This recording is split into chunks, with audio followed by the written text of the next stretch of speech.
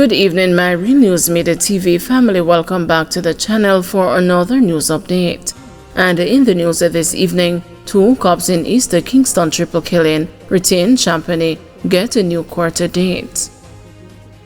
The case of 2 policemen charged with murder, among other offenses, in the fatal shooting of 3 men in East Kingston last week was postponed to December 17, 2024, when it came up for mention in the gun court on Tuesday morning.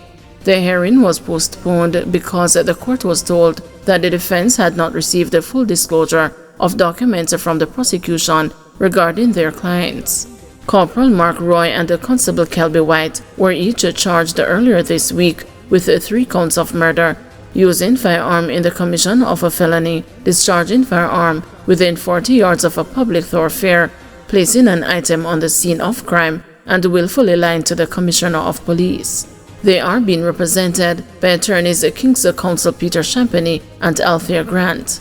The cops reported that about 2:30 a.m. on Sunday, November 10, while on patrol, they had encountered a group of men along Windward Road, and during the encounter, gunfire was exchanged, resulting in the death of 3 men. One of the cops sustained a non-life-threatening injury, and the 2 illegal firearms were reported recovered from the scene.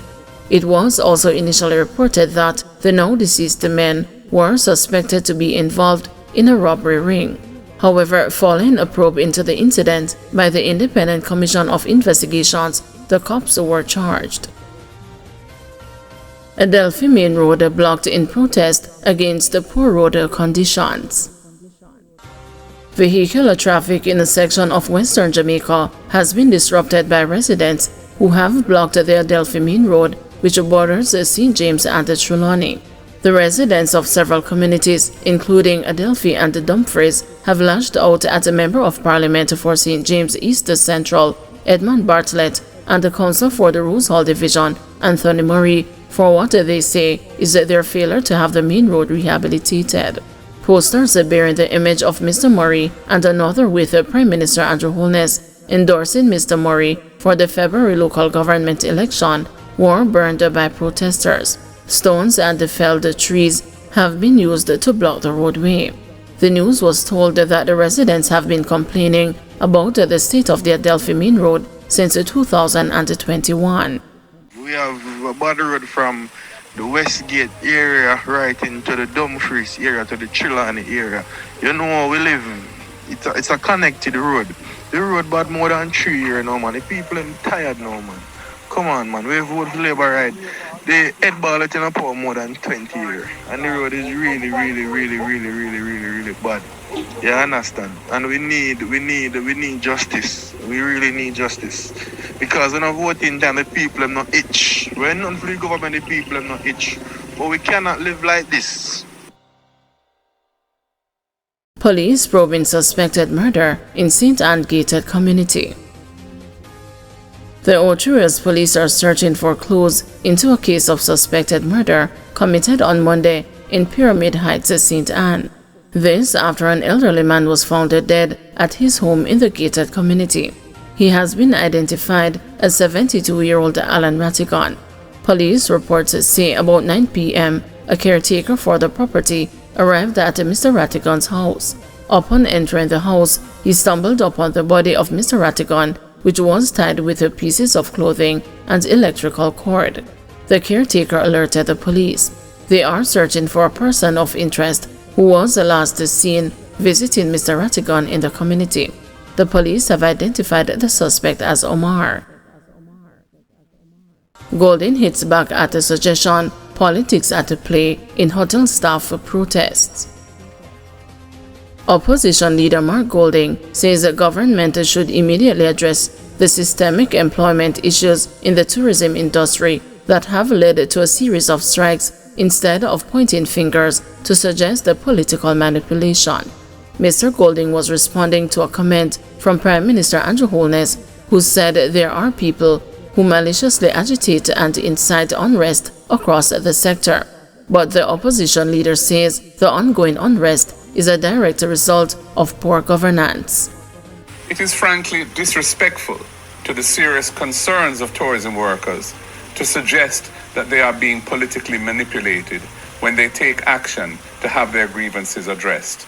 Instead of the Prime Minister seeking to pass the buck by blaming the People's National Party for the current unrest in the sector, he should take responsibility for failing to address these issues in the sector over the last 9 years.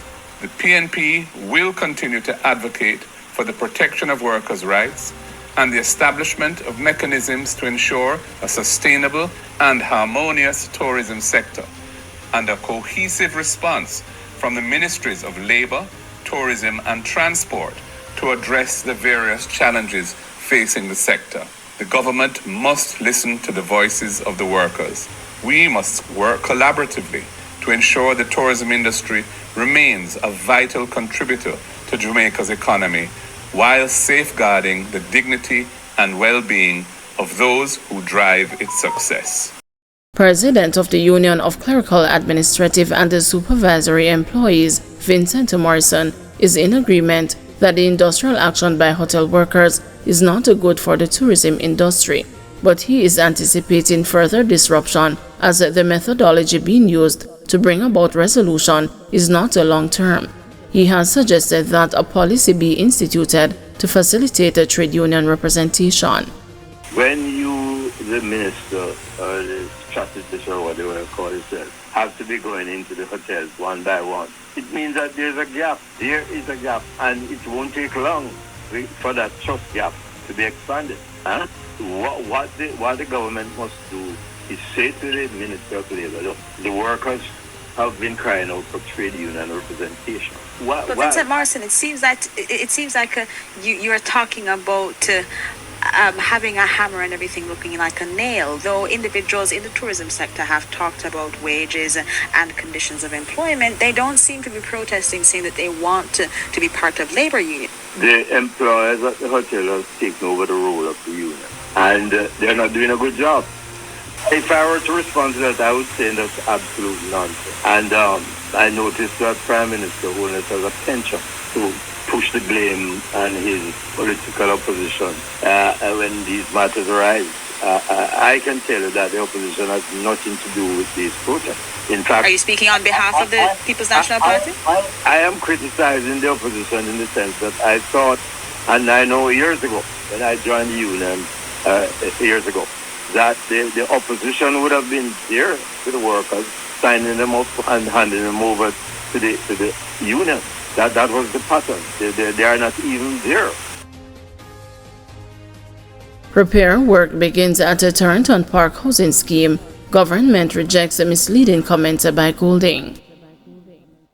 The Ministry of Economic Growth and Job Creation says a corrective work on the Torrington Park housing scheme, where a staircase recently collapsed, will begin Tuesday. It also dismissed as misleading suggestions made by opposition leader Mark Goulding that the ministry has been tardy in moving to address infrastructural challenges at the facility.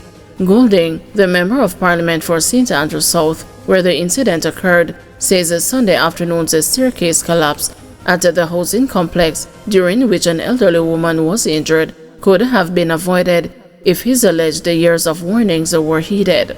However, in a release late Monday, the MEGJC said it made several efforts to have the required corrective work commence. It said the Kingston and the St. Andrew Municipal Corporation had initially advised the ministry that it would be appropriate to obtain the services of a structural engineer to examine the integrity of the entire structure, given that it is aged and has several related challenges. According to the release, the ministry initiated a process to put the project to tender. However, no bid was submitted, which met the required criteria. Security concerns regarding the location where the rehabilitative work is to take place resulted in a limited and inadequate expression of interest in the project. Therefore, the tender process was aborted, the ministry stated. MEGJC stated that, given that over a protracted period, efforts to obtain the services of a structural engineer did not yield the desired result, the ministry engaged the services of Rural Water Supply Limited to undertake a structural report to inform the scope of works and embarked upon the process of utilizing the restricted bidding procurement methodology to have the work carried out as soon as possible. However, the Public Procurement Commission did not support use of the restricted bidding procurement process. Consequently, the ministry moved to utilize the National Competitive Bidding process. The approval of the PPC was received on November 18, 2024, and the ministry immediately engaged with the selected contractor and issued a commencement of works letter. It is anticipated that the contractor will commence work starting November 19, 2024, the ministry stated. The ministry regrets injury reportedly caused to a senior citizen due to the collapse of a staircase at the housing scheme. However, the MEGJC was bound by law to await the decision of the PPC before causing work to commence, the ministry said. The release further stated that Golding, who over the past few years has had conversations with MEGJC personnel towards having the referenced corrective work carried out, was repeatedly briefed on the challenges being experienced, including security concerns, which have delayed the commencement of the work. The Member of Parliament had proposed that an individual be contracted to have the repair work executed. However, the individual was not assessed to meet the criteria required or to possess the technical expertise which are necessary for a contractor to be engaged to conduct the major repairs which are required, the release stated. It added that the government is undertaking a general review of the procurement process with a view of increasing efficiency. The ministry rejects the allegation of tardiness and urges the Member of Parliament to ensure that his statements pertaining to the issue align with the facts and are not misleading, the MEGJC said, adding that it is committed to executing infrastructure upgrade work which falls under its remit in a lawful and timely manner and remains open to having dialogue with all its stakeholders. Further to this commitment, the ministry said it recently signed a contract valued at around $22.8 million to facilitate housing infrastructure remedial work in Wilton Gardens, which falls in the opposition leader's constituency. Thank you everyone for watching. See you tomorrow morning at 6 a.m. for another news update.